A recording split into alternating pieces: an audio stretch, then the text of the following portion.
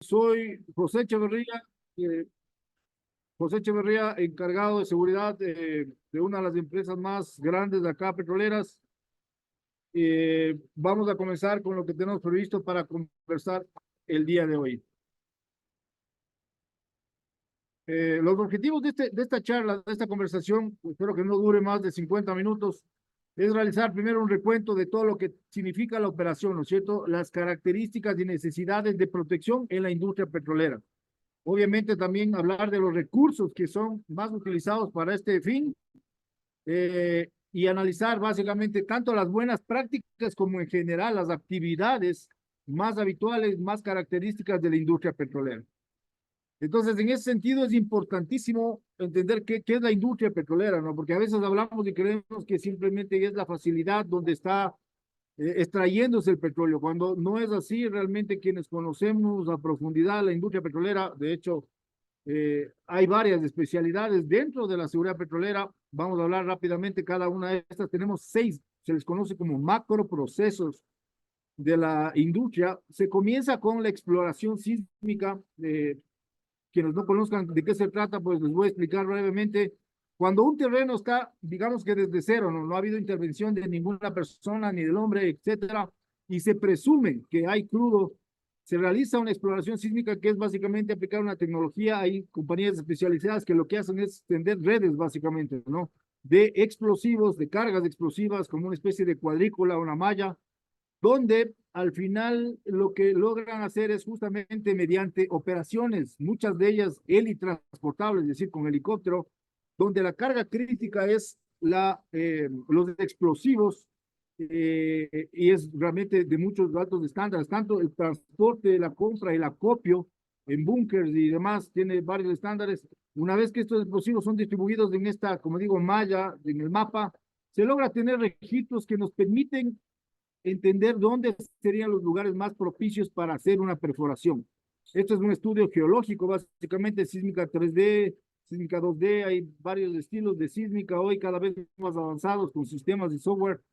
Acá, como digo, la situación más crítica, quizás las personas que pasan en los campamentos volantes, campamentos aislados, limitados de comunicación. Ha habido muchos eventos lastimosamente críticos donde la gente se pierde, donde hay picaduras de serpiente y demás, pero bueno, en todo caso, esa es la primera fase de una industria petrolera, lo que es de exploración. Una vez que se tiene estos registros y se puede pensar ya en la perforación, básicamente, como ustedes ven en este gráfico donde estoy señalando, es ya cuando entra la operación de perforación. Para esto se debe haber hecho ya una facilidad mínima, es decir, una plataforma. Se construye la plataforma y se moviliza un rig, ¿no es cierto? Que es el trasteo que se llama. Si es que hay vías terrestres, de buena hora por vías y por cargas, y si no, pues sigue siendo una operación helitransportable, donde se moviliza todo un taladro y toda una logística bastante compleja y se realiza la perforación. Esa es la parte 2. Se calcula dónde debe llegar, a qué altura debe llegar la perforación. Una vez que se llega a ese punto, se hacen pruebas de completación y se puede definir, porque lo que la sísmica logra detectar es una masa líquida, ¿no? Pero no sabemos si es crudo o es agua. Cuando se hacen las pruebas, se logra tener este tema. Viene la tercera fase, que es quizás la fase en la que estamos la mayoría de empresas que nos llamamos operadoras, ¿no? De petróleo, que es la producción.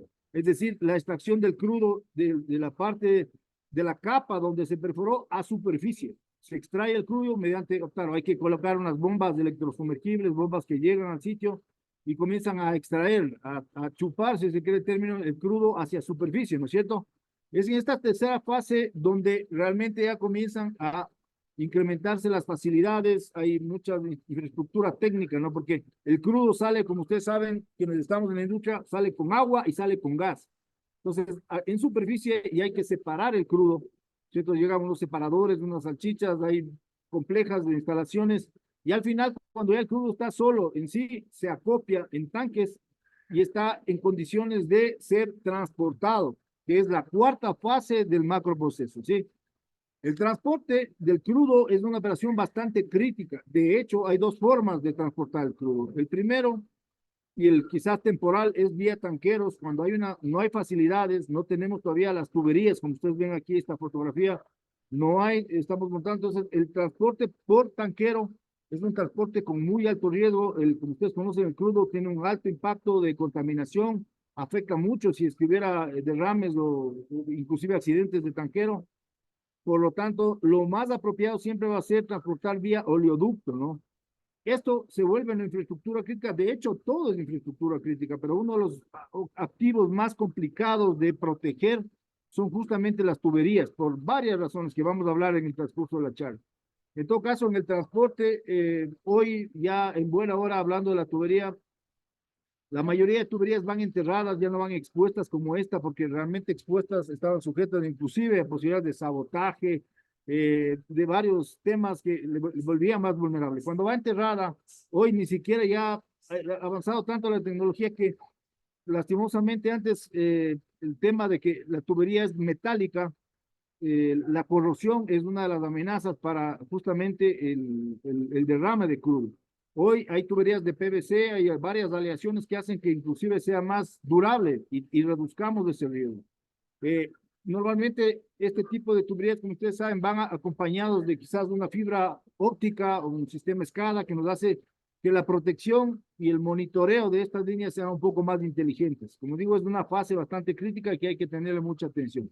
Una vez que se transporta el crudo del sitio donde lo extrajimos hacia el punto quizás de acopio o de entrega, en este caso puede ser al Estado, o inclusive de una vez hacia una planta de refinación que es el quinto macroproceso, donde llega el crudo natural y mediante algunos insumos se logra ya tener productos terminados, como por ejemplo el diésel, la gasolina y algunos otros derivados, ¿no es cierto? Entonces, las plantas de refinación quienes hemos tenido la oportunidad de conocer, por ejemplo, imaginémonos lo que pasa en Esmeraldas, ¿no? Nuestra refinería, son bastante complejas. El tema de seguridad industrial y todo lo que es la precaución de temas explosion proof y demás es bastante crítico. Ahí hay una logística de entrada y salida de muchos vehículos, vehículos pesados, tanqueros. El control es más basado en accesos, ¿no? Al igual que inclusive en la perforación también, que es donde entran bastantes insumos. En esta fase, en esta quinta fase, básicamente lo que se termina es con el producto ya listo para llevarse a los sitios de comercialización, donde ya básicamente el cliente final es el que adquiere, no puede ser las gasolineras, estaciones y demás. Esos son básicamente los 6 macroprocesos que existen en la industria petrolera. Se les conoce también como upstream, downstream o midstream. Hay varios nombres, pero en todo caso estos son los 6 interesantes. Y aquí hago yo un paréntesis porque es importante tomar en cuenta un tema, que al menos en Ecuador tenemos una falencia como en varios países de Sudamérica. Lastimosamente, solo muy pocos tienen catalogada a la infraestructura petrolera como infraestructura crítica. En los países donde es catalogada como tal, existen ya estándares o leyes que hacen y obligan a las empresas a que tengan un mínimo de seguridad física. ¿Sí? Eso es muy importante y si eso fuese así acá, otro sería el cantar. Deberíamos tener instalaciones mucho más protegidas. Lastimosamente todavía no las tenemos catalogadas así. Aquí en el Ecuador se habla de sectores de estrategia, pero no de infraestructura crítica. Hay una diferencia entre las dos. En todo caso, hay que hacer el esfuerzo quienes estamos trabajando en esto y liderando quizás algunos esfuerzos de los profesionales de seguridad. Tenemos que trabajar para que eso sea así, para que algún rato logremos tener ese catalogados como infraestructura crítica. Esta lámina que les presento acá, ya entrando en materia, ¿no? Es básicamente la radiografía de una empresa petrolera, ¿sí? En una empresa petrolera, como cualquier otra organización, tiene procesos estratégicos, que es básicamente gobierno y partes interesadas del entorno, los de stakeholders, procesos básicos, que es lo que acabamos de hablar, ¿no? La exploración, la producción crudo, qué es lo que se hace realmente, y los procesos de apoyo. ¿Cuáles son? Es básicamente todo lo que significa la empresa. En una empresa petrolera existen varias áreas, ¿no? Como les dije, nosotros nos dedicamos a la extracción del crudo. Entonces hay gente de producción moviéndose, monitoreando las 24 horas los pozos, los equipos y demás, haciendo que esa producción de crudo esté las 24 horas del día, los 365 días del año a full. Entonces, es una gente importante, la gente, como les dije, de perforación, porque un campo no puede solo perforar una vez y listo, tiene que seguir perforando y haciendo mantenimiento, workovers y demás. Tenemos gente que se especializa en esto, la gente que construye las plataformas, las vías y demás, gente también que está permanentemente en movimiento y en una actividad logística bastante grande. El mantenimiento, que es la gente, una vez que comenzamos a producir, ¿no es cierto? Hay equipos, hay generadores, bombas y demás. Hay gente que necesita dar el mantenimiento adecuado a sus equipos, pues también hay gente que se moviliza generalmente las 24 horas, cuando hay eventos y demás. Hay gente de seguridad, salud y ambiente, tenemos obviamente recursos humanos, el talento humano que está encargado en el campo. Una parte muy importante también es la bodega, ¿no? Y los materiales, los insumos que se necesita para que esta operación continúe. Finanzas, de la gente de ITEO, de desarrollo, ¿no? Las comunicaciones son importantísimas también para tenerlas vía radio o quizás vía celular. Y todo esto, como ustedes ven, con varios apoyos más, nosotros como seguridad, si bien es cierto, somos un área muy pequeña, servicios, porque somos un servicio de protección básicamente, siendo pequeños, y yo lo he graficado en rojo, nosotros somos transversales. La protección es transversal, comienza desde el momento cero que vamos inclusive a decidir hacernos o ocupar un bloque hasta cualquiera de estos procesos porque nos encargamos de proteger a las personas, de proteger los movimientos, de proteger las locaciones y demás. Entonces, la gestión de seguridad en una industria petrolera es transversal y es protagónica.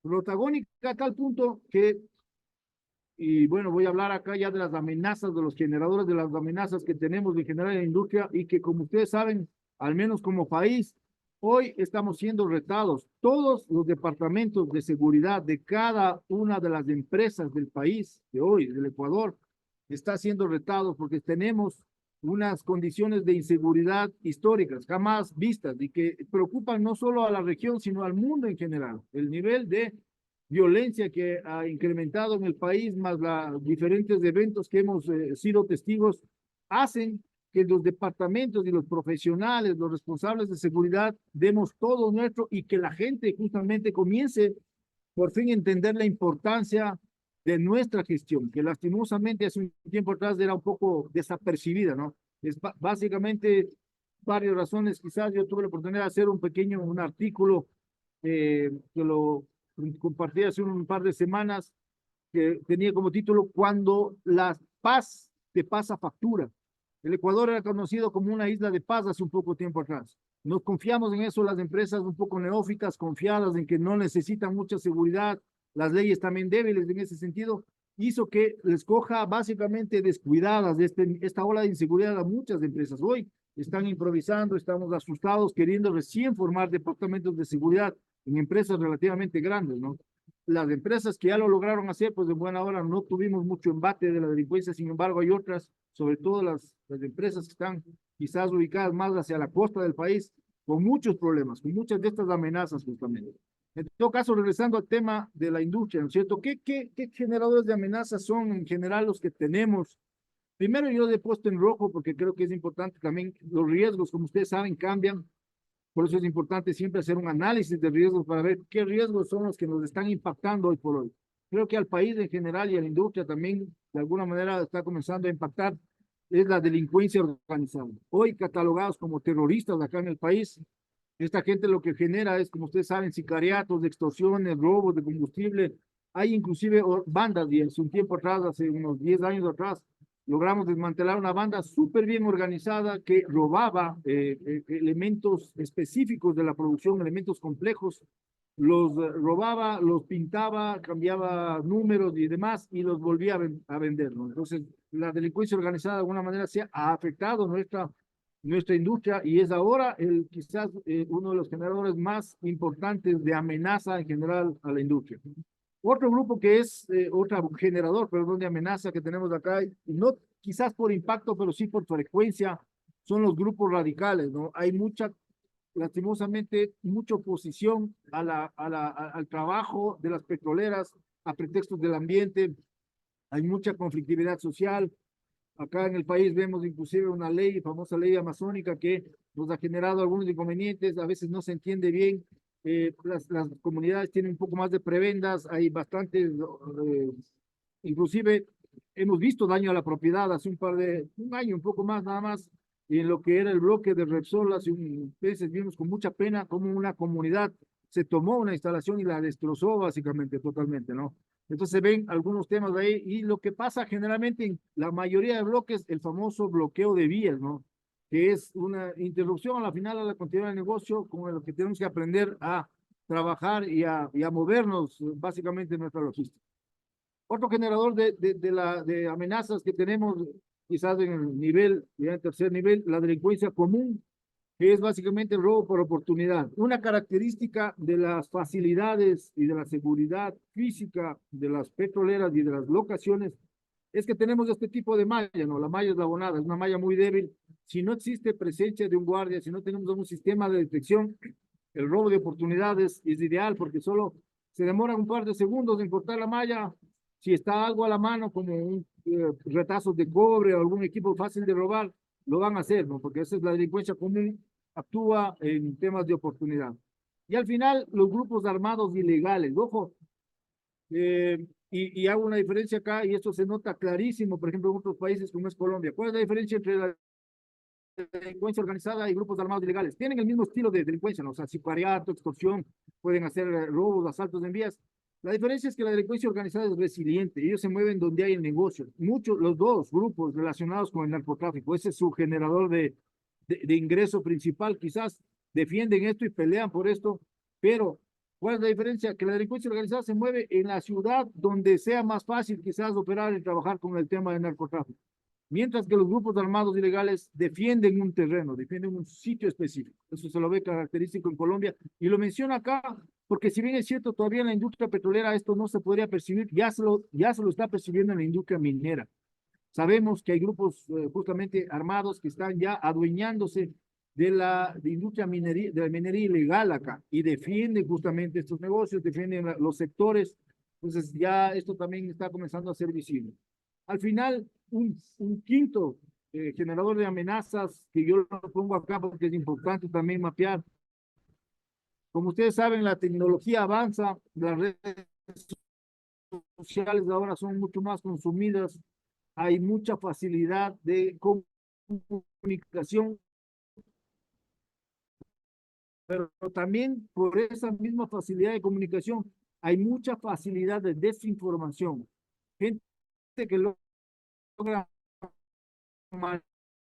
manipular y ustedes saben que lo que más rápido se puede distribuir y generar es la falsa información, información a veces que es mentira, pero que logra caldear los ánimos de la gente, de la comunidad en general. Entonces, esto afecta a, indudablemente a uno de los activos, ¿no? ¿Cuáles son los activos? Digamos, personas, los bienes de la empresa, la información y la imagen, ¿no? Profesionales de seguridad, yo ya he recomendado un par de veces lo que se dice, dónde se dice, quizás quién lo dice, ayuda un poco a enfocar también por dónde hay que trabajar. Escuché un... Ok, listo. Bueno, en ese sentido hay varios retos de la operación petrolera que también es importante ponerlos en contexto, ¿no? Esto es parte de la protección. ¿Qué pasa en la industria? ¿Qué es lo que le caracteriza? Que estamos nosotros ubicados en entornos remotos. Normalmente acá, por ejemplo, sucede mucho, ¿no es cierto? ¿Dónde es la industria petrolera? Está básicamente en la parte amazónica, donde no hay presencia de Estado, donde no hay vías, quizás las comunicaciones son limitadas, entonces las condiciones para los empleados, la gente que trabaja son duras y muchas de ellas a veces hasta peligrosas dependiendo del sitio donde están. Eso es característico de nuestra operación petrolera. Otro tema que nos caracteriza, como les dije, las facilidades dispersas, ¿no? Eso es un reto realmente, porque tenemos locaciones separadas en varios kilómetros una de otra. En la locación, en el mejor de los casos, podemos tener un guardia, pero quizás la reacción se vuelve complicado. ¿Por qué? Porque, como les digo, tenemos a veces el criterio de hacer las instalaciones, la infraestructura con carácter temporal, no nos permite tener retardo en las barreras. Vamos a hablar un poco de eso. Entonces, eso es realmente un reto. También tenemos una complicada implementación y mantenimiento de tecnología. A tener locaciones dispersas, quizás y sin una infraestructura de telecomunicaciones, es difícil proteger, como por ejemplo se protege un edificio, ¿no? Como ustedes saben, es un edificio ideal, un buen control de accesos, cámaras centralizadas y se acabó. En una operación, en un bloque con tantas locaciones, con comunicación limitada, es complicado. Entonces, ¿qué nos toca hacer? Priorizar la protección, ¿no es cierto? En base al riesgo, en base al análisis que hayamos sacado, qué locaciones pueden ser las más vulnerables, dónde ha habido más robos y demás, para comenzar a priorizar la protección de activos. Otro tema que tenemos también, que de alguna manera nos pone, nos reta, es la operación con interrupciones. Como les digo, la comunidad, hoy por hoy, no solo pasa en el Ecuador, pasa en toda la región de Latinoamérica. Hay mucha más tendencia a la conflictividad social. Hay más, las comunidades cada vez son más impacientes, más exigentes de derechos, demandan más cosas y por lo tanto como protestan, se acostumbran a protestar y cuando el gobierno no toma acción, no impone la autoridad adecuada, esto lastimosamente aporta a que esta conflictividad suba y que la impunidad sea básicamente lo que campea, ¿no? Hemos visto con pena a veces como gente es agredida, como gente quizás a pretextos de alguna paralización de una protesta y lastimosamente de este tipo de cosas no se toma acción aún cuando inclusive la comunidad puede ser de indígenas con más prebendas todavía. Entonces esto algún rato tiene que cambiar porque lo contrario seguiremos en aumento y algún rato las operaciones petroleras se van a poner en riesgo. Otro tema que es importante también analizar es que hay mucha dificultad en contener información. Trabajamos muy de la mano. La mayoría de gente trabajamos obviamente, mira, sí, pero cuando hay una protesta, la misma gente que trabaja al lado nuestro del sitio utiliza la información para justamente afectar más la operación, ¿no? Porque conocen detalles y demás de la operación sensibles que a veces puede ser un problema. Y al final, esto es algo que es bien preocupante y que ha pasado ya en países como Colombia, Venezuela, y que posiblemente pueda pasar acá también, es que cuando hay ausencias del Estado, cuando no hay autoridad, cuando no hay un control, inclusive de los entes de la fuerza pública, lastimosamente con esas ausencias del Estado son cubiertas o ocupadas por grupos ilegales. Hemos visto ya en la costa quizás quienes se hacen cargo, quienes son los que ayudan a generar empleo o ayudas, entre comillas, hasta sociales, son los grupos ilegales justamente, los grupos delincuenciales que ocupan esa figura y cuando pasa esto, pues ya el tema es bastante complicado. Eh, otro tema también que tenemos en la industria petrolera son algunos retos. Hay mucha gente, ¿no? Hay gran cantidad de ¿qué? Personas circulando 24 horas, cargas circulando todo el tiempo. Entonces, nuestros centros de operación de seguridad deben ser lo más eficaz posible, con tecnología adecuada para que podamos proteger toda esa logística que se mueve las 24 horas. Tenemos una gran cantidad, como dije, de wellpads o de facilidades a custodiar. Ahí los recursos tecnológicos y en buena hora la tecnología está ayudando a ser más eficientes cada vez. Tenemos gran cantidad de kilómetros, no sé, extensiones cubiertas, de hectáreas, terrenos que proteger, que patrullar, que supervisar, ¿no es cierto? Entonces, de hecho, si ustedes saben y me han de dar la razón, la gente que ya trabaja en seguridad en la industria petrolera, los vehículos que más circulan en una operación petrolera son los vehículos de seguridad, porque están supervisando, patrullando 24 horas las rutas y las facilidades. Es porque justamente tenemos un montón de áreas por inspeccionar y por proteger. Hay gran cantidad de asedio, lastimosamente, hoy a la imagen de la industria, ¿no? Y lo hemos visto con pesar aquí en el Ecuador. Cuando miren ahora el Ecuador que está tan necesitado de dinero, en el último plebiscito que se preguntó a todos los ecuatorianos si prefieren dejar el crudo o no en el subsuelo y la mayoría lo dijo así, que prefieren tener el crudo. Hoy cuánta falta nos, ojalá, yo no sé qué va a pasar con esa decisión, pero es justamente porque hoy se relaciona el calentamiento global con la industria petrolera, de alguna manera hay mucho asedio y la imagen, como digo yo, de todas estas empresas petroleras está siendo socavada. Entonces hay que hacer mucho trabajo de comunicación para hacer entendernos. Miren qué ilógico que es este tema cuando la comunidad mismo en el sitio, donde, en el ITT, ellos pelean porque siga la producción, pero en cambio, desde otras ciudades, desde quizás la comodidad de una computadora, mucha gente dijo que yo prefiero que se quede. Miren, lastimosamente, bueno, no sé, no me va a poder hablar de esa decisión, pero creo yo que son hoy por hoy antagónicos, porque el país lo que necesita ahorita es salir adelante con recursos. Y bueno, al final está creciendo también el estrés psicosocial de los empleados. Justamente, y ese es un tema que ustedes tienen que también ponerlo en el análisis, en el tapete, en el escritorio del directorio en sus empresas. El nivel de inseguridad que tenemos ahora, acá al menos en esta sociedad, hace que los empleados estén preocupados. Muchos de ellos, como ustedes saben, cumplen turnos de trabajo, van a trabajar 2 semanas, 3 semanas en el Oriente, su familia queda sola, ese estrés psicosocial de la inseguridad que pueden tener, o quizás la posibilidad de haber sido ya abordados para extorsión y demás, son temas que están generando estrés psicosocial que hay que revisarlo también.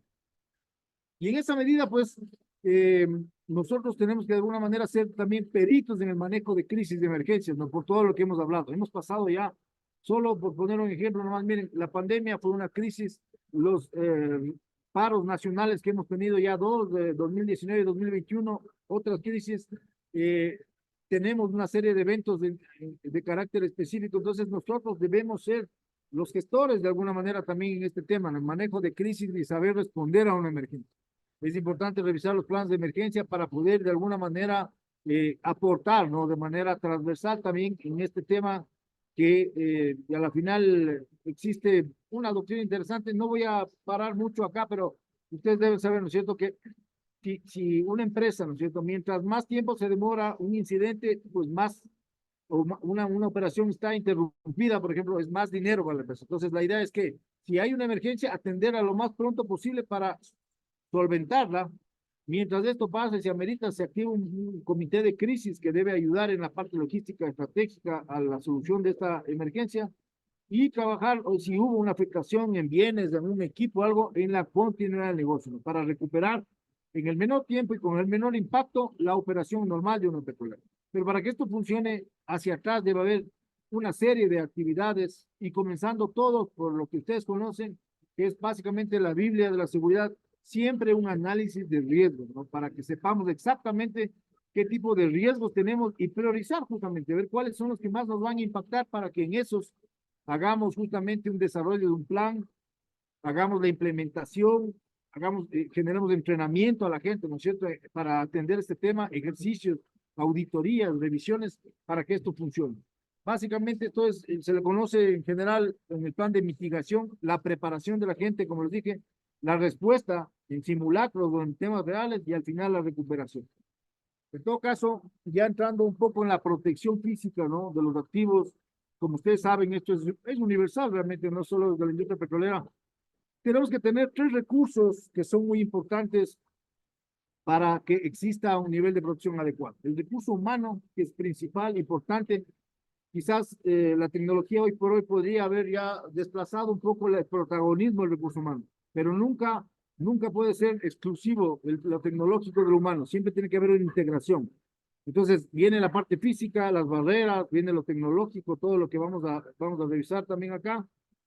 Y lo más importante, porque yo le pongo ahí, ustedes pueden tener los mejores guardias, la mejor tecnología, pero si no hay procesos organizacionales, procedimientos, protocolos, políticas, que una esto y que haga que esto funcione, pues definitivamente nunca, por más inversión que hagan, si no tienen bien desarrollada la parte organizacional, no lo van a tener. No van a poder tener un buen sistema de protección de activos. En todo caso, como ustedes saben, y hay doctrinas que ya son clarísimas, ¿no es cierto? Para obtener un sistema sólido de protección, por lo menos debería tener estos cuatro puntos: la disuasión, la detección, la demora o retardo y la respuesta. Muchos de ustedes ya deben conocer esto. Vamos a analizarlo uno por uno. Para poder nosotros de alguna manera integrar, necesitamos comenzar lógicamente por un diagnóstico, que es básicamente entender qué objetivos de protección tenemos, cuáles son nuestras amenazas, vulnerabilidades y demás, ¿no es cierto? Esto en el diagnóstico nosotros vamos a entender si vamos a una facilidad, ¿no es cierto? ¿Qué es lo que está pasando? ¿Por qué pasa? Y de alguna manera ya entendiendo qué amenazas tiene vulnerabilidades, poder ya plantear un diseño, ¿sí? Un diseño de las contramedidas o lo que posiblemente pueda ser adecuado para bajar, reducir este riesgo o trabajar en las vulnerabilidades, ¿no es cierto? Entonces, luego de que ya tengamos, vamos a ver el siguiente, un slide interesante al tema, y al final, cuando ya tengamos la propuesta de un diseño, pues ahí sí la integración, que es básicamente implementar el sistema que hayamos planteado. Este es un diagrama básicamente de lo que les estuve hablando hace un rato. Con nosotros primero, en cualquier facilidad que vayamos, sea petrolera o no, determinamos primero los objetivos de protección. O sea, qué facilidad es, qué industria puede ser, dónde está ubicada y cuáles son las amenazas, ¿no es cierto?, que existe a esa facilidad. Y al final nosotros vamos a tener que ubicar cuáles son los activos más críticos a proteger, ¿no es cierto? Cuando ya sepamos, porque en toda una facilidad no todo hay que proteger, porque imagínense lo que sería invertir, siempre hay que ubicar las cosas más eh, las más críticas para que nosotros podamos a esas sí ponerle retardo, poner las diferentes contramedidas que podamos ver. Entonces, cuando ya tengamos este tema, identificar los objetivos, ya viene la propuesta del diseño, ¿no es cierto? Que el diseño, ¿qué significa? Como les dije, la detección, la demora y la respuesta. Y todo esto tiene que disuadir, ¿no es cierto? Tiene que marcar un respeto. La detección, ¿qué son? Sensores exteriores, pueden ser interiores, confirmación de alarma y demás, ¿no? Que tiene que ver más con lo tecnológico. La demora, básicamente, son barreras, todo lo que dificulta quizás el acceso del intruso y la respuesta, ¿no? Que normalmente viene por la parte fuerza de reacción, la gente, la reacción que podamos tener, inclusive reacción tal vez por audio. Cuando nosotros planteamos el diseño, luego tenemos que evaluarlo. Esto es importante, esta fase del análisis y la evaluación, ¿no es cierto? Hay que hacer ejercicio. Se puede inclusive calcular tiempos, calcular las demoras. Esto se hace mediante modelos como LEASI, diagrama de secuencia, etcétera. Y una vez que nosotros hayamos analizado y aprobemos, ahí hacemos el diseño final. Y una vez que tengamos el diseño final, pues obviamente esto tiene que ser cada cierto tiempo reevaluado. Entonces, básicamente esto es lo que tenemos como opciones, ¿ok? Entonces, vamos a entrar a conversar el tema de los diferentes características de la parte de protección física, ¿no? Comenzando con la disuasión. La disuasión está relacionada con las barreras, o sea, básicamente es el respeto que nosotros estamos marcando a nuestras facilidades, ¿no? Y ahí les pongo yo básicamente con una especie de imagen, ¿no? Imagínense ustedes un castillo con esos muros que tenían antes de 10 metros, muros sólidos y demás. Eso sería lo ideal, ¿no? Pero eso no se puede tener, más aún en la industria petrolera, miren, porque la industria petrolera, como digo, se caracteriza por este tipo de mallas lastimosamente un poco débiles. Pero la disuasión también va por el tema de las señales de advertencia, ¿no? O sea, que nosotros digamos que es propiedad privada, que quizás si hay una cerca eléctrica, pues que hay una cerca. La iluminación también ayuda a disuadir, porque es el respeto que estamos generando y que estamos demostrando que estamos cuidando y protegiendo nuestras instalaciones.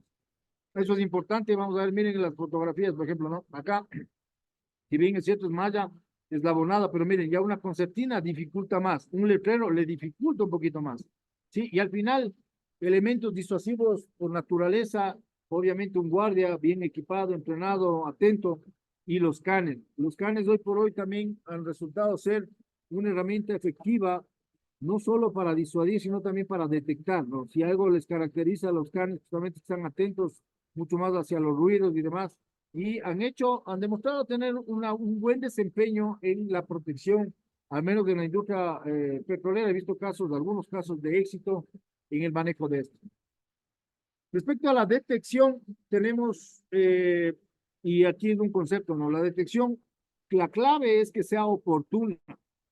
Mientras más afuera podemos hacerlo mejor, ¿no es cierto? Porque miren la diferencia, ¿no?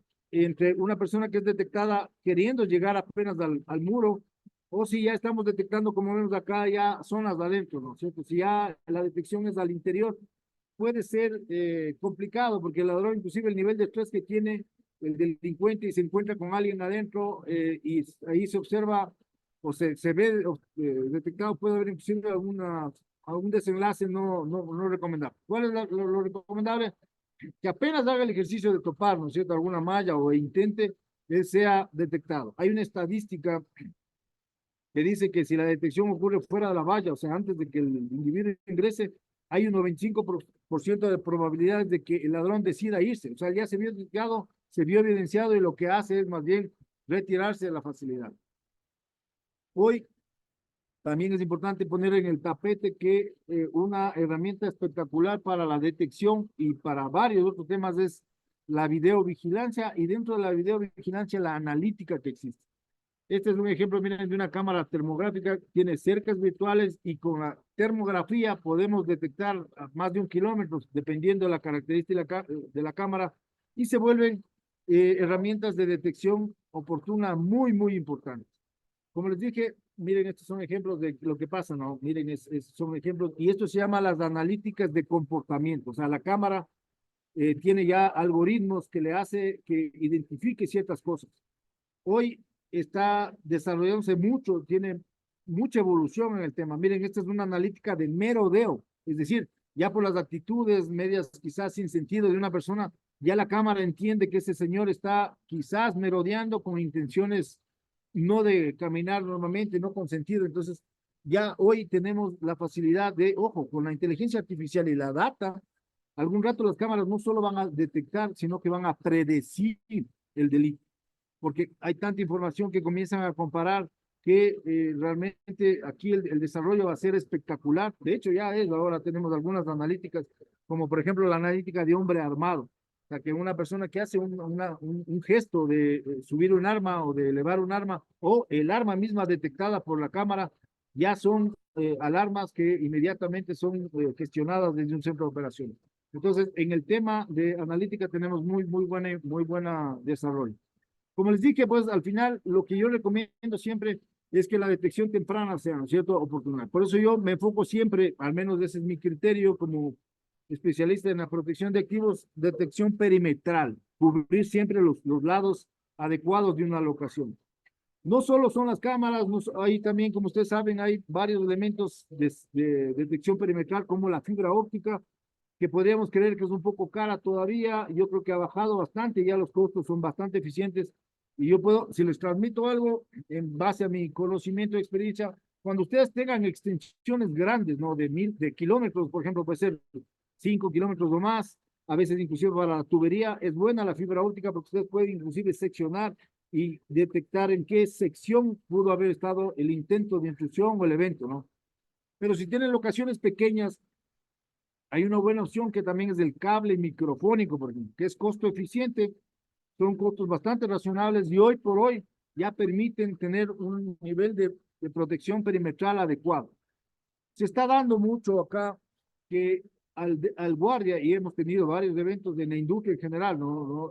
Varias personas que se ha sabido que cumplen como guardias han sido sorprendidas porque mientras hacen su ronda, y como les digo, si no hay una detección aquí, un evento que permita, los delincuentes lo que hacen es cortar la malla con mucha facilidad en un sector oscuro y al final cuando estamos en la ronda lo que hacen es esperarle al guardia, lo neutralizan de manera automática y lastimosamente el resto es de historia, ¿no es cierto? Hay los robos de cobre, de equipo y demás, sin que el guardia pueda dar esa alerta oportuna que es muy básica en el sistema, ¿no? Para poder generar la reacción.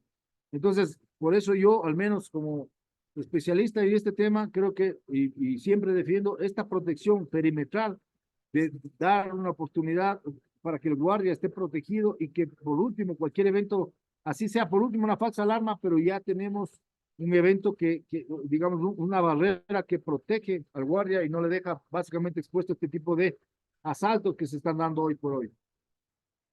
En cuanto al retardo, en las mallas de seguridad, como ustedes ven, bueno, hay de todo, ¿no? Lo ideal sería, como ustedes ven en la fotografía, tener quizás una barrera de mampostería o de cemento con algún tipo de detección, ¿cierto? O algo mixto, o algo de cemento con una cerca o las cercas de seguridad que también existen y que lastimosamente son todavía un poco caras para nuestra realidad. Tenemos, como digo, cientos de locaciones que a veces ya, si hablemos del número, se vuelve un poco difícil tener este tipo de material, ¿no? De hecho, la mampostería en el oriente ecuatoriano, donde hay bastante humedad y demás, no es muy práctica porque no solo que cuesta, sino que luego hay que darle un mantenimiento.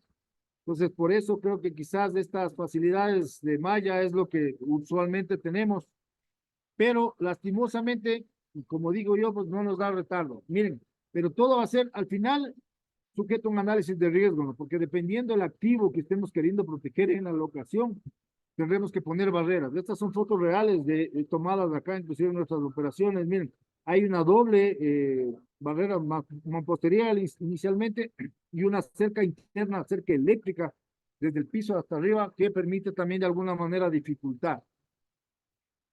Esta fotografía me gusta compartirla porque esta es la fotografía ideal. Si nosotros, digamos, si entenderíamos que esto es infraestructura crítica, ¿sí? Deberíamos tener ese estándar de seguridad, ¿cierto? La infraestructura crítica normalmente está característica, se tiene, perdón, la característica de ser mallas de seguridad, ¿sí? Las de seguridad son difíciles de trepar, difíciles de cortar. Miren, con concertina arriba, con un nivel de iluminación adecuado, doble barrera, es decir, esto permite un nivel adecuado de seguridad. No tenemos esto, pero ¿qué es lo que hay? Hay varias opciones, ¿no? Como les digo, dependiendo del riesgo, las circunstancias que nos estén de alguna manera generando el entorno, podríamos hacer. La buena noticia, y les comento porque siempre es importante estar al día y espero que dentro de lo que pueda yo al menos compartir, esto les pueda servir. Ya existe aquí en el país este tipo de malla, que si bien es cierto es una malla de seguridad, es una, miren, es parecida a la malla eslabonada, pero tiene cuchillas al interior. ¿Qué hace esto? Que primero no se puede atrapar porque son cuchillas que obviamente va a cortar a la persona que quiera atrapar y se hace difícil de cortar. No son tan costosas, de hecho, mucho menos que las mallas de seguridad que lastimosamente son bastante costosas. Son yo pensaría que costos bastante racionales como para proteger alguna infraestructura que necesitemos de la industria petrolera. Entonces, la buena noticia es que ya existe acá y podríamos hacer uso de este tipo de recursos. Y al final, pues la respuesta, ¿no es cierto? ¿Qué es la respuesta? Es justamente desde un centro de operaciones se recibe alarmas, ¿no? Este es el ejemplo clarísimo, este diagrama. Miren, hay una persona que quiere subirse, ¿no es cierto? Quiere pasarse o un intruso que quiere, claro, como quiso pasarse y la malla tiene su detección, lo que hace es generar un evento e inmediatamente es enviado la alarma hacia el centro de operaciones, ¿no es cierto? Y el centro de operaciones lo que hace es verificar si es una alarma, una falsa alarma, pero paralelamente también se envía mensajes a la supervisión, a la reacción, ¿no es cierto? Es lo que hace el sistema o el operador inclusive, ¿no es cierto? Ya verificando el evento. Normalmente la respuesta se materializa por las patrullas, ¿no es cierto? Como ven los ejemplos, las patrullas la fuerza de reacción o los supervisores o el guardia mismo, si es que está en un evento, ¿no? Suponiendo que en esta instalación habría un guardia, si hace un evento, el guardia lo que tiene que hacer es reaccionar e ir al sitio del evento, ¿no? Pero también hay una buena forma, y ya no es tan nueva, y bueno, con Marco hemos conversado, y siempre, bueno, yo creo que a todos nos apasiona la seguridad, esto no es solo cuestión de trabajo, es cuestión de lo que hacemos las 24 horas. La reacción por audio, acá al menos en el país, ya tiene básicamente 10 años de existencia cuando comenzamos a justamente gestionar. Esto es muy interesante. La reacción por audio lo que hace es, al final, digamos que este individuo está queriendo ingresar y un alto parlante le describe, ¿no? Soy el individuo de negro que está queriendo ingresar, está siendo usted observado, la policía está en camino, de alguna manera le evidenciar al individuo hace que la reacción natural sea huir. Entonces, esta respuesta por audio también es bastante interesante.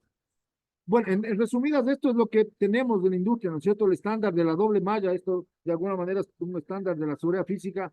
Lo que se recomienda es, claro, también no solo tener esta, como digo, la detección perimetral, con algún sistema de detección o para que podamos tener cubierta el 100% del perímetro, los letreros disuasivos, cámaras para verificar, ¿no es cierto?, si hay algún evento y al final megáfonos también para poder disuadir. Si ustedes tuvieran esto, podrían cumplir, al menos en las instalaciones más críticas, ténganlo por seguro que van a tener un buen nivel de protección en sus facilidades.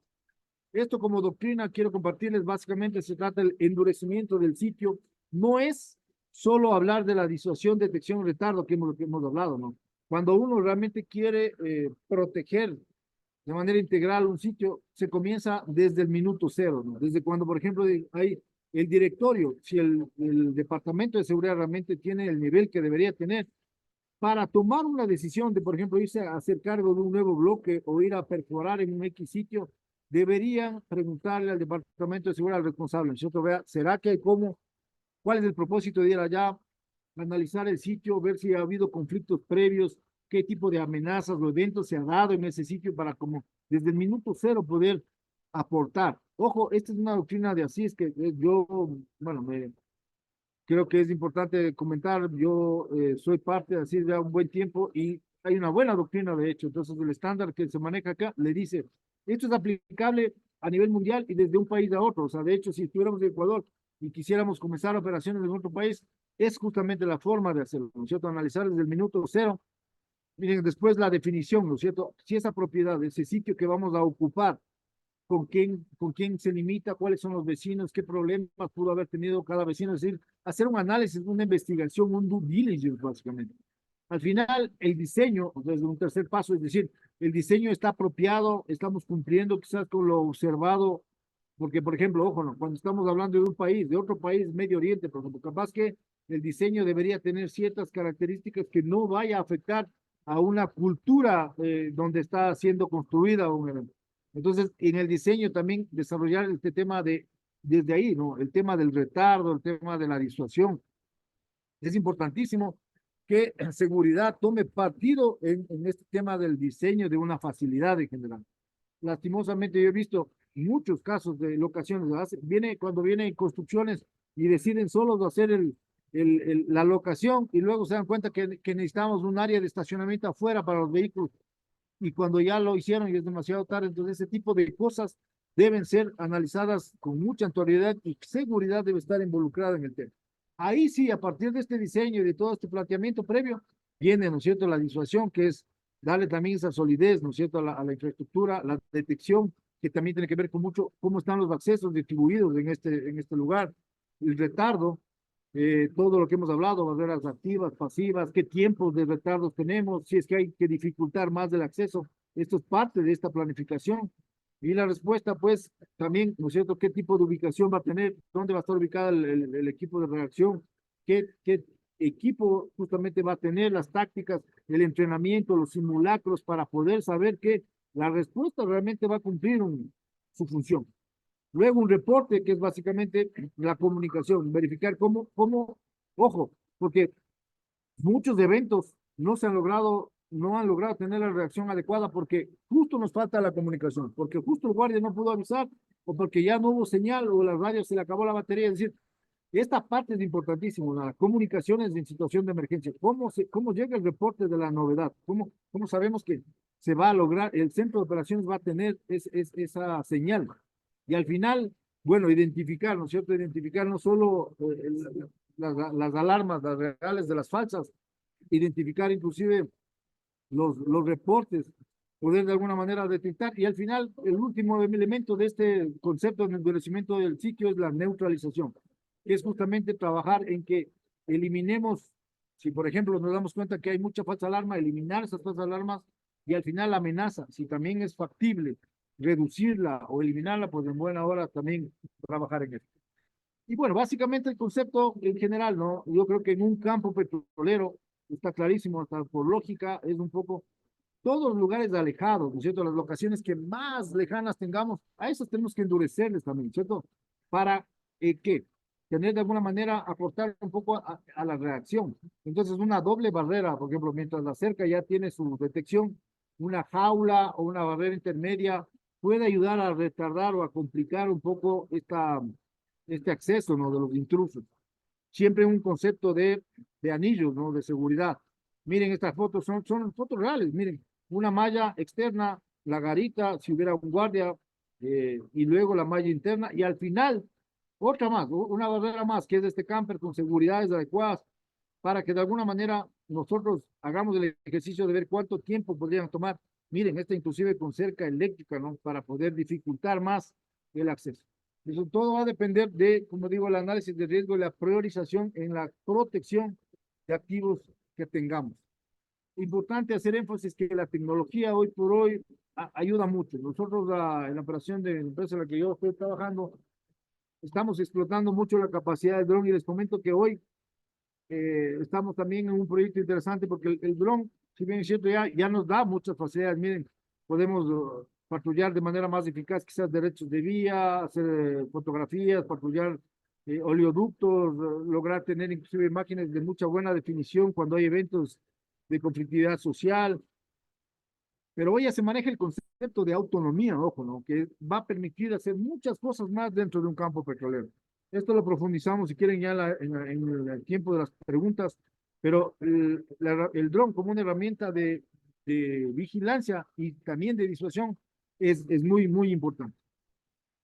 Al final, como les digo, la tecnología no solo es utilizada por el área de seguridad, es utilizada también y puede ser aprovechada, por ejemplo, cuando hablamos de analítica, ¿no? Hoy hay analítica, por ejemplo, de personas que no ocupan el casco, se puede ver si es que una persona ocupa o no ocupa casco, por ejemplo, una mala práctica, son alarmas que pueden salir, ¿no? Detectadas por la analítica. Se puede hacer, por ejemplo, control de accesos, que no solo sirve a seguridad, sino también a recursos humanos. o puntos calientes con cámaras termográficas, ¿no es cierto? Las líneas de alta tensión, sobre todo, podríamos detectar alguna novedad, porque podríamos tal vez con el dron quizás hacer este barrido de termografía. ¿Hacia dónde vamos a caminar? Miren, estos son alguna vez yo, esto lo hablaba en el 2000, me acuerdo cuando decía los guardias del futuro, algún rato van a ser robots. Alguien por ahí se reía, pero ya está pasando esto. Hay muchos de estos equipos que ahora patrullan, tienen cámaras, tienen voz, tienen reacción. Esto controlado desde un centro de control que puede estar aquí o puede estar en cualquier otro país. O sea, la tecnología ha apoyado a que exista un progreso importante en la protección de activos. Pero al final no debemos olvidarnos de esto, ¿no? Yo creo que el motivo en las operaciones petroleras, el activo más importante, bueno, como en general las características de los movimientos logísticos de una industria petrolera son singulares, porque desde donde comienza el desplazamiento normalmente de un empleado petrolero va a un sitio, ¿no? Si hay un pasaje de avión, se va en el avión, llega al aeropuerto en la zona amazónica, por ejemplo, ¿no es cierto? A partir de ahí se embarcan en buses, ese movimiento tiene que estar protegido por nuestro centro de control, tenemos que mediante GPS o GPRS proteger. A veces hay movimientos, inclusive miren, vía fluvial. Esta es una operación muy crítica, con mucho riesgo, y la dificultad acá es que a veces no hay comunicación porque no hay señal de celular. Entonces, la cobertura satelital puede ser necesaria, los movimientos vía helicóptero también son característicos. Es importante tomar en cuenta que estos movimientos es quizás la razón de ser de nuestros centros de control, ¿no? Y los centros de control se basan no solo en la tecnología, sino la clave para que funcionemos bien es justamente las políticas, los procedimientos y los protocolos. Eso es importantísimo, o sea, el respaldo que se demuestra desde el directorio para arriba y que nuestros procedimientos estén actualizados y sobre todo probados, ¿no? Porque no un papel en un escritorio no sirve de nada. Tenemos que saber que todos los protocolos, los procedimientos están siendo cumplidos. Esto es básicamente, bueno, ya como de manera general lo que se hace, ¿no? ¿Cuáles son las actividades de seguridad en una empresa? Hay básicamente en el área de seguridad hay dos grupos de personas, ¿cierto? Los responsables, o sea, la gente, digamos, directa de la empresa petrolera, a veces es una persona, un equipo, y obviamente el proveedor de servicios de seguridad. El responsable de seguridad, ¿qué es lo que hace? Gestiona los riesgos, obviamente, porque es el mentalizador del área, el staff, gestiona la seguridad física en general, los proyectos que se van a implementar, se encarga de la protección de activos y dentro de esto lo más crítico que son las personas. La concienciación de las personas es importante, o sea, evangelizar en la necesidad para que la gente lo vea a la seguridad como siempre un valor agregado, como un socio estratégico. Esto es importante trabajar en las personas, ¿no? En los empleados de la empresa, eso lo hace el responsable de seguridad, la elaboración de programas y planes y todos los procedimientos de un sistema de gestión, la vigilancia electrónica implementada desde un producto de proyectos sobre todo, la gestión de la información, que es tener un networking o poder tener información previa para tomar decisiones oportunas. Eso es básico también. Y al final, una coordinación con organismos gubernamentales. La industria petrolera se caracteriza por mucho soporte de personal militar, personal de la policía, entonces es importante esta gestión. ¿Qué es lo que hace el proveedor de servicios de seguridad? Lo que hace es control de accesos, básicamente, porque se encarga de la custodia de una locación, la vigilancia de esta locación. ¿Cómo lo hace? En base a nuestros procedimientos y políticos, ¿no es cierto? Igual la protección de activos, ellos solo hacen la ejecución de lo que nosotros ya hayamos planificado. Los de escoltas normalmente pueden ser parte de estos proveedores de seguridad. Lo que hacen es justamente proteger personas y carga crítica que pueda estar en movimiento. El tracking vehicular, que es justamente lo que hacen desde el centro de operaciones, mover a toda la gente, estar pendiente de que si llegó, no llegó, por qué llegó, la reacción, tomar acciones inmediatas en desplazamientos y al final la vigilancia electrónica, ¿no es cierto? Nuestros operadores del centro de control del cerebro del sistema se encargan de vigilar, ¿no es cierto? Hoy en buena hora ya son gestionadores de alarmas, no tienen que estar pegados a una cámara porque ya la analítica o las alarmas permiten esto. Y al final, bueno, esto como una recomendación que es importantísimo. Nosotros para que de alguna manera la protección de activos tenga ese reconocimiento, debemos comenzar a medir, a hacer objetiva la seguridad que a veces es subjetiva, ¿no?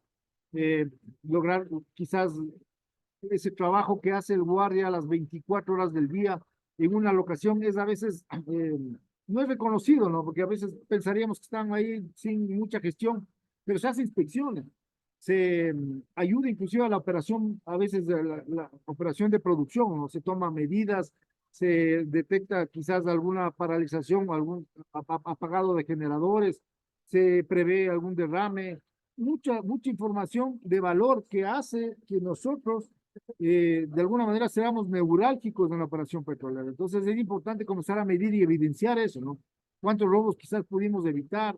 ¿Cuántas alertas, como les digo, se lograron transmitir antes de que haya un evento más preocupante, como que se haya apagado un pozo, por ejemplo? Entonces, toda esta información debería, y hoy por hoy ya está siendo transformada. Hay muchas aplicaciones, porque ¿qué pasa hoy? El guardia lo que hace es en una bitácora llena todo lo que sea, pero esa bitácora al final se va a acabar, se va a ir a una bodega y ahí quedó. Esta información tenemos que tratar de transformarla, la famosa transformación digital. Cuando tengamos nuestra información ya transformada en pasteles, en números, y el gerente o la gente de nivel de decisión pueda observar, ahí va a ser diferente, ahí vamos a lograr tener mucho más reconocimiento. Hay una máxima que dice, ¿no es cierto?, que el gerente come números, no come cuentos, ¿no es cierto? Entonces nosotros tenemos que demostrarle con números la gestión que se está haciendo, que es importante, ¿no? Eh, Siempre bajo un sistema de gestión de seguridad, ¿no es cierto? Un sistema que, el famoso Plan Do Check Act, que es esto básicamente, ¿no es cierto? Este es el PDCA en la protección de activos. El plan, ¿qué significa? Planificar es todo lo que es, todas las políticas, planificar y determinar las políticas, los objetivos, todo el proceso de planificación en procesos y en protocolos, ¿no es cierto? Una vez que hayamos planificado, ¿qué se hace? Se implementa.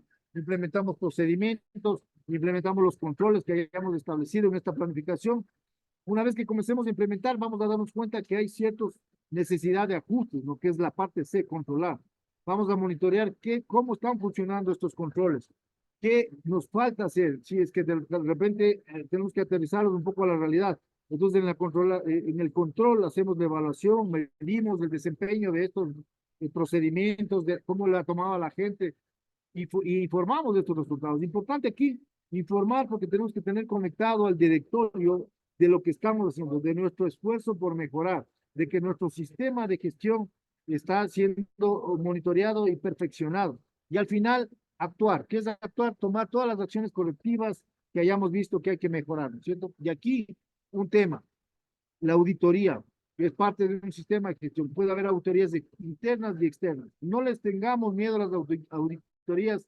Si es externa, que mejor, porque un punto de vista externo siempre nos va a ayudar a mejorar. Normalmente es hecho por un experto que posiblemente nos va a recomendar unas mejores prácticas para que nuestro sistema de gestión sea aún mejor de lo que ya lo tengamos. ¿Sí? Y al final, bueno, como último dato, hay otros aspectos que es importante también en la industria petrolera, como por ejemplo el manejo de los derechos humanos, que la ONU ya los estableció hace varias décadas atrás. Nosotros como industria petrolera estamos obligados a cumplir los principios voluntarios, ¿no? Porque esto es básicamente como una licencia social por operar. Porque históricamente, hace varias décadas atrás, en los lugares hostiles, los países hostiles donde no había mucho control, las empresas petroleras tenían que contratar su propia seguridad privada, que venían a ser casi como la ley en esos sitios hostiles. Ahí lastimosamente se exageró y se violó varios derechos humanos. A partir de ahí hubieron estos controles y creo que eso a la final la industria petrolera hoy es una obligación prácticamente para poder operar en ese sentido con libertad. Hago énfasis en el networking, porque el networking justamente para mí, al menos como profesional, es importante, porque es esto, lo que estamos haciendo hoy, interactuando en seguridad, conversando, compartiendo buenas prácticas, inquietudes, así se aprende de seguridad, así lograremos nosotros mejorar. Y cuando apliquemos, ojo, aprendamos algo, la clave es aplicarlo. Cuando lo apliquemos y luego, ojalá, seamos generosos, hay a veces el concepto de no compartir la información, de ser los hombres del silencio y no interactuar. Eso debemos, como profesionales de seguridad, ya pasar esa etapa, más bien debemos tener más simposios, más talleres, más este tipo de eventos para compartir qué nos ha ido bien, qué hemos aplicado que pueda ser compartido para que la industria en general pueda seguir mejorando sus estándares de seguridad, que es lo que se hace justamente con el conocimiento, ¿no? Y al final, manteniéndolos informados de todo lo que pasa. Este networking, por eso yo pienso que es es muy solidario. Yo ahí destaco que en la industria petrolera tenemos varios chats, tenemos una muy buena confianza, al menos con los responsables de seguridad de algunas de las empresas, y compartimos, de hecho, todas las inquietudes que pueda haber y eventualmente estamos reuniéndonos para poder de alguna manera fortalecernos como profesionales y la gestión en general. Eso es básicamente lo que he tenido yo para conversarles del día. No, no quiero terminar esta clase, sino antes hacerles la reflexión de este pensamiento que me gusta y me identifica, ¿no? La seguridad no es una tarea, ojo, es una actitud. Eso es lo que debemos transmitir a nuestra gente, a los colaboradores, a los empleados de la empresa. Esto no es cuestión de obligarse a cumplir un protocolo o un control de accesos. Esto tiene que estar en el ADN de las personas hoy por hoy. Los niveles de inseguridad, de violencia son tales que hoy cualquier decisión, sea personal y por más sencilla que sea, debe tener incluido el factor de seguridad, porque es la única forma de mantenernos seguros y de estar protegidos. Con eso, pues, muchas gracias por la atención. Hemos terminado lo que tenía previsto para hoy. Estoy más bien gustoso de contestar las preguntas que sean expuestas.